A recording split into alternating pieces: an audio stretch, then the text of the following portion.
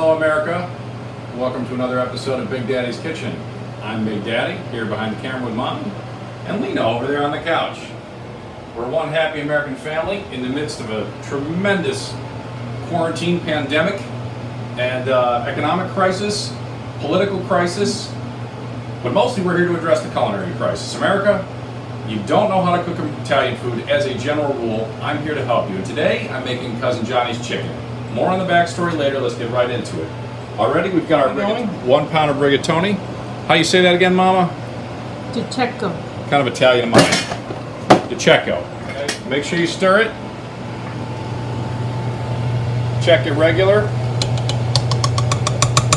If you were not born Italian, you might want to use a timer. All right. And now we've got our skillet heating up. Costco extra virgin olive oil. It's actually pretty good stuff. We'd use a high quality olive oil for this. Okay. We're just going to coat the pan a little bit, not too thick. Cousin Johnny's chicken is boneless, skinless breast of chicken, cubed. I would say about 1 cubed inch pieces that look about like that, cleaned up nice and cubed. And then, all this from a jar, by the way. We are using roasted red peppers, courtesy of Trader Joe's. These are going to be sliced up, again about 1 inch. We're using capers, sun-dried tomatoes. Make sure you use a good sun-dried tomatoes. Artichoke hearts. These came whole, but I quartered them, unless they were small, and then I cut them in half. And look at this. What a gabuna mai. Sliced mushrooms from Jolly Green Giant. This is good too. And the other heart of this dish is balsamic vinegar. Mama went and got a very good balsamic vinegar for us from Trader Joe's. You want it to have good acidity. I haven't tasted it, but I can smell the acidity, and this is going to work just fine for us. Hey, don't photobomb. Also, chopped garlic. Get a zoom on that, Mama. How much garlic is that? I don't really know. Looks like 4, maybe 5 cloves. Maybe 5 cloves. That's Yeah. about right. That's going to do it for a pan this size. And we've got, I would guess, 1.25 pounds of chicken there. It was 3 large breasts, and that's going to do it for us. Mm-hmm. I'd use more and cook twice as much pasta, but it won't all fit in this pan now, would it? Okay? And I can see the oil starting to twinkle a little bit there. We don't want it to get too hot. This is a pretty simple one. There's no breading here. There's no dredging of anything. It's pretty simple. It's just this straight into the pan. You're going to cook this up, and then after that, everything gets added. You know, of course, the garlic is first so that it infuses properly through the oil. Then after that, everything gets added. The balsamic vinegar probably a little bit more toward the end. And let's see where we are. We give our oil the heat test with a little bit of water. Yeah, it's going. So we can go ahead and put this in. We're going to get our chicken in and spread it around. There we go. And as predicted, it fits just right in the pan.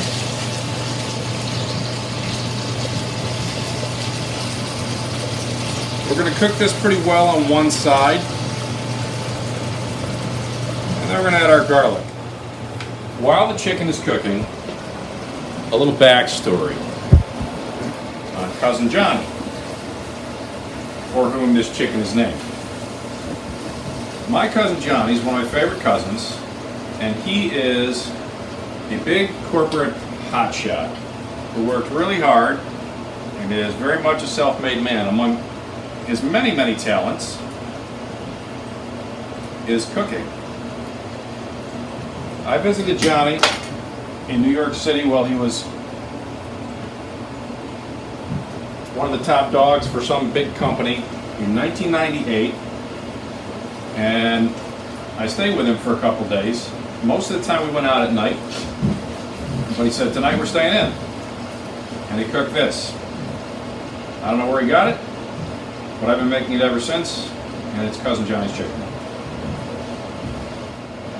How you doing there, buddy? Say hi to the camera.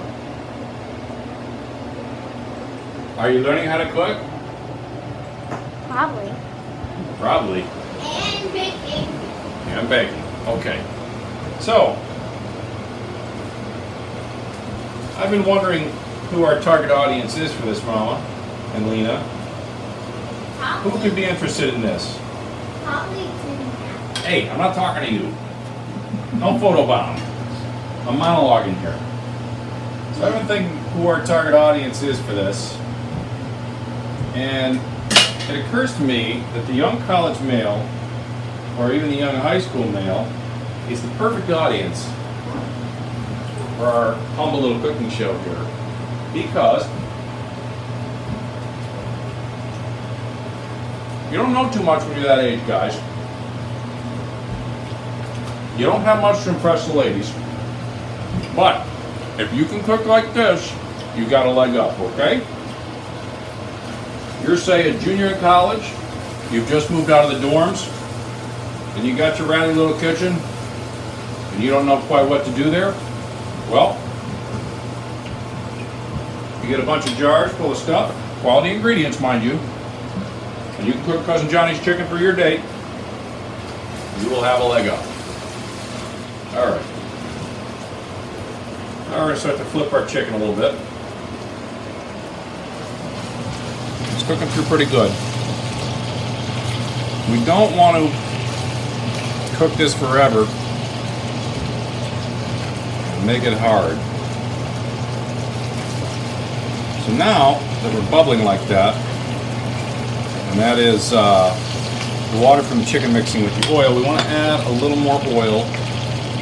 Bring the temperature down just a little bit.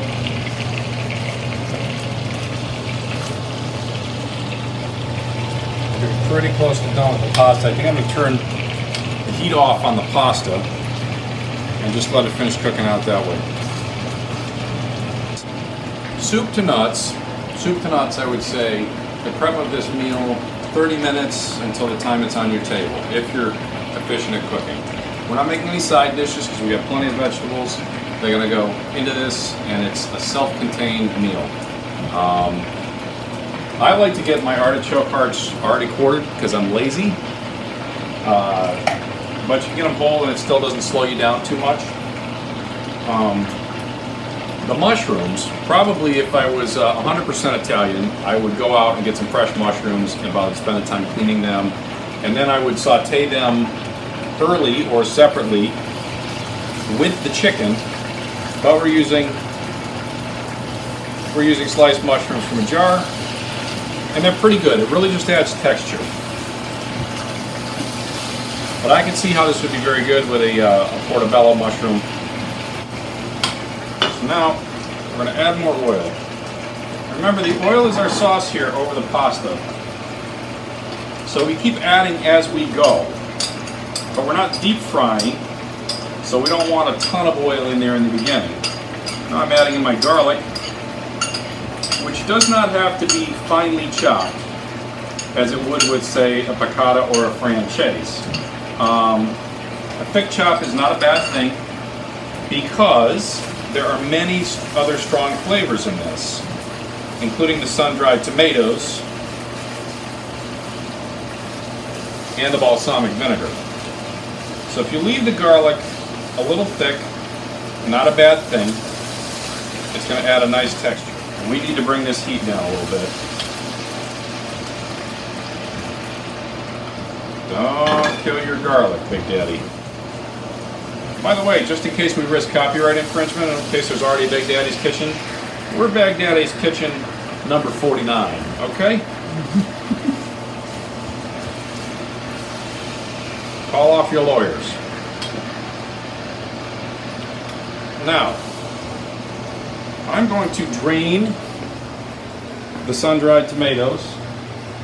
They came in oil, which is a nice thing, but I don't want too much of that oil in there. And I'm going to take this whole thing and put it in there. And I'm going to put it right into the oil so the flavors of this can infuse throughout.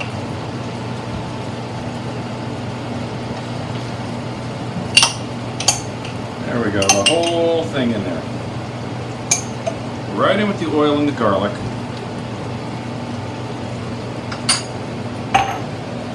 I'm going to move that around a little bit. And now, with all the oil we have in here, we're getting closer to a simmer. And we're still bubbling pretty good. We're not even cooking with gas here, folks. We are cooking with 20th century electric range. Not the preferred way to go, but it is doable. Remember that, college guys. Let's check our rigatoni. Warm. Let's go ahead and add in our artichokes. Maybe I'm going to do about 1.5 artichokes, so we have limited space in this pan. Ideally, you want a bigger pan. Now, artichokes, you can add a little later, because the nature of the artichoke is that it sucks up juice, okay? It gets easily infused with whatever's there, but you don't want it to turn into goo, you don't want it to fall apart. You still want some texture with it. And look how beautiful that is. Lovely. Just lovely. Oh my goodness. In with the peppers.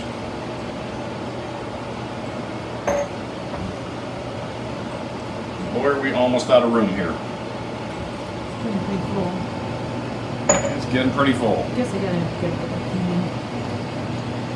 The next episode, we're gonna have a bigger pan. And right in the center of this, I'm gonna drop a few spoonfuls of capers. This is where your salt flavor is gonna come from, your brine. Don't be afraid to get a little of the brine in there. Not bad. And let's move it all around. While I do this, just a pinch of regular table salt to go around. You can always add more later, and you can always add more of the balsamic vinegar later as well. Okay, here it's coming back up, and that's good. We'll go ahead and add in the shrooms.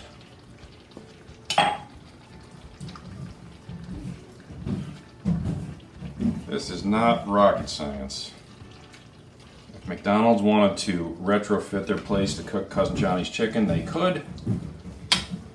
I don't know why they don't do it. It's almost everything here is out of a can. And beautiful colors, wonderful smells. A little more oil. And now we go in at last. It's got a nice simmer. All the flavors have been infused together.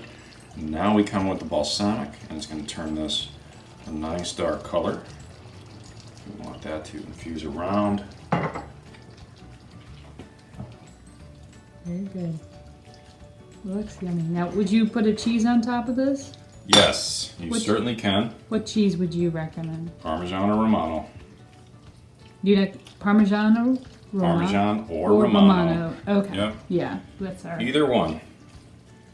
This is not authentic Italian cooking per se, all right? Mm-hmm. Get over it. I'm half Irish. Well, that side can cook as well. This is what we call Italian American food. Mm-hmm. And it's still pretty great.